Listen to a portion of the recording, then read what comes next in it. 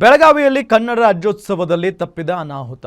ಉಸ್ತುವಾರಿ ಸಚಿವ ಸತೀಶ್ ಜಾರಕಿಹೊಳಿಯಿಂದ ಧ್ವಜಾರೋಹಣಕ್ಕೂ ಮುನ್ನ ತಾಯಿ ಭುವನೇಶ್ವರಿಗೆ ಪೂಜೆಯನ್ನ ಮಾಡಲಾಗಿದೆ. ಪಥಸಂಚಲನ ಪರಿವೀಕ್ಷಣೆ ವೇಳೆ ಜೀಪ್ ಕೈಕೊಟ್ಟಿದೆ. ನೋಡಿ, ಒಂದು ದೊಡ್ಡ ಅನಾಹುತನೇ ಇಲ್ಲಿ ತಪ್ಪಿದೆ. ಇಲ್ಲಿ ಬೆಳಗಾವಿ ಕನ್ನಡ ರಾಜ್ಯೋತ್ಸವ ಆಚರಣೆ ಸಂದರ್ಭದಲ್ಲಿ ಉಸ್ತುವಾರಿ ಸಚಿವರಾಗಿರುವಂತಹ ಸತೀಶ್ ಜಾರಕಿಹೊಳಿ ಅವರು ಧ್ವಜಾರೋಹಣಕ್ಕೆ ಹೋಗಿದ್ದಾರೆ. ಧ್ವಜಾರೋಹಣಕ್ಕೂ ಮುನ್ನ ತಾಯಿ ಭುವನೇಶ್ವರಿಗೆ ಪೂಜೆ ಮಾಡಿದ್ದಾರೆ. ಪಥಸಂಚಲನ ಪರಿವೀಕ್ಷಣೆ ವೇಳೆ ಜೀಪ್ ಕೈಕೊಟ್ಟಿದೆ. ಪರಿವೀಕ್ಷಣೆಗೆ ಸಿದ್ಧವಿದ್ದ ವಾಹನದಲ್ಲಿ ಇಂಧನ ಸೋರಿಕೆಯಾಗಿದೆ. ತಕ್ಷಣವೇ ಅಗ್ನಿ ನಂದಿಸೋ ಗ್ಯಾಸ್ ಸಿಂಪಡಿಸಿದ ಸಿಬ್ಬಂದಿ.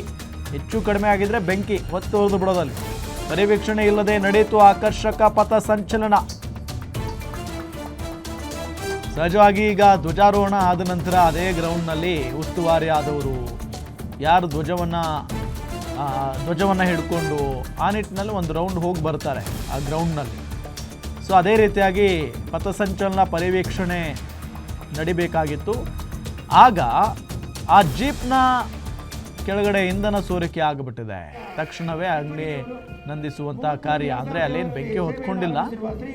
ಸೊ ಮುಂಜಾಗ್ರತಾ ಕ್ರಮವಾಗಿ ಏನು ಕ್ರಮವನ್ನು ಕೈಗೊಳ್ಳಬೇಕು ಅದೆಲ್ಲವೂ ಕೂಡ ನಡೆದಿದೆ. ಅದು ಕೂಡ ಸತೀಶ್ ಜಾರಕಿಹೊಳಿ ಅವರು ಆ ಜೀಪ್ನಲ್ಲಿ ಹೋಗಬೇಕಾಗಿತ್ತು. ಯಾಕೆ ಇವರು ಮುಂಚೆನೆ ನೋಡ್ಕೊಂಡಿರ್ಲಿಲ್ವ ಹಾಗಾದ್ರೆ ಅನ್ನೋ ಒಂದು ಪ್ರಶ್ನೆ. ಅದು ನಿರ್ಲಕ್ಷ್ಯನ ಇದು.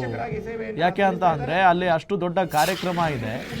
ನೋಡಿ, ಇಲ್ಲಿ ಯಾವ ಲೆವೆಲ್ಗೆ ಇಂಧನ ಸೋರಿಕೆಯಾಗಿದೆ ನೋಡಿ. ಸ್ವಲ್ಪ ಏನಾದರೂ ಕಡ್ಡಿಗಿರದ ಹಾಕ್ಬಿಟ್ರೆ ಬಗ್ಗತ ಹೊತ್ಕೊಳ್ಳುತ್ತೆ ಬೆಂಕಿ.